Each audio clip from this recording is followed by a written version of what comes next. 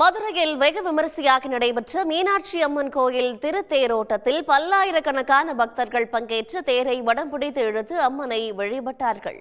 உலக பிரசித்தி பெற்ற மதுரை மீனாட்சி அம்மன் கோவிலின் சித்திரை திருவிழா கடந்த ஏப்ரல் 29ஆம் தேதி கொடியேற்றத்துடன் கோலாகலமாக தொடங்கியது. விழாவின் முக்கிய நிகழ்ச்சிகளான மீனாட்சி அம்மன் பட்டாபிஷேகம், திக்விஜயம் நடைபெற்று முடிவடைந்த நிலையில் விழாவின் சிகர நிகழ்ச்சியான மீனாட்சி சுந்தரேஸ்வரர் திருக்கல்யாணம் நேற்று கோலாகலமாக நடைபெற்றது. இதைத் தொடர்ந்து இன்று திருத்தேரோட்டம் நடைபெற்றது. இதற்காக கீழமாசி வீதியில் உள்ள தேரடி பகுதிக்கு அலங்கரிக்கப்பட்ட பல்லக்கில் அழைத்து வரப்பட்ட மீனாட்சி அம்மனுக்கும் சுந்தரேஸ்வரருக்கும் சிறப்பு ஆராதனை நடைபெற்றது.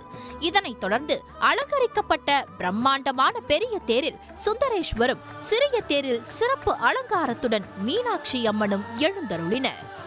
மக்கள் வெள்ளத்தில் மாசி வீதிகளின் தேர் ஆடி அசைந்தபடி சென்றது.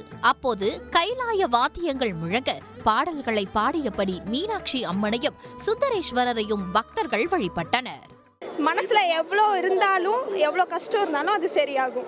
அதனால இது வருஷம் வருஷம் வந்து பார்க்குறோம். நாங்கள் மதுரையில் தான் இருக்கோம். அடுத்து அழகர் வந்து ஆற்றுல இறங்குறாரு. அவர் வந்து எதிர் சேவை, நான் 11ஆம் தேதி வந்து எதிர் சேவை, 12ஆம் தேதி அதிகாலையில் அவர் ஆற்றுல இறங்குவார்.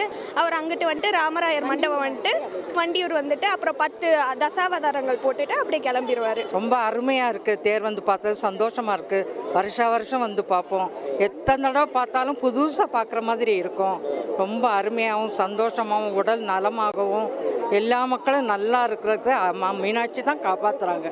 மதுரை திருவிழாக்கள்ங்கிறதே வந்து வருஷம் நடக்கிறது தான். இது ஆதி காலத்துலேயும் நடந்துகிட்டே இருக்குது. ஆனால் இந்த மக்கள் இந்த கூட்டத்தோடு வந்து இவ்வளோ ஒரு ஆர்வத்தோட அந்த சொக்கரையும் மீனாட்சியும் பார்க்குறது வந்து ஒரு தெய்வீகமான ஒரு விஷயம். அதுக்காக தான் இங்கே எல்லாம் தேடி வர்றோம்.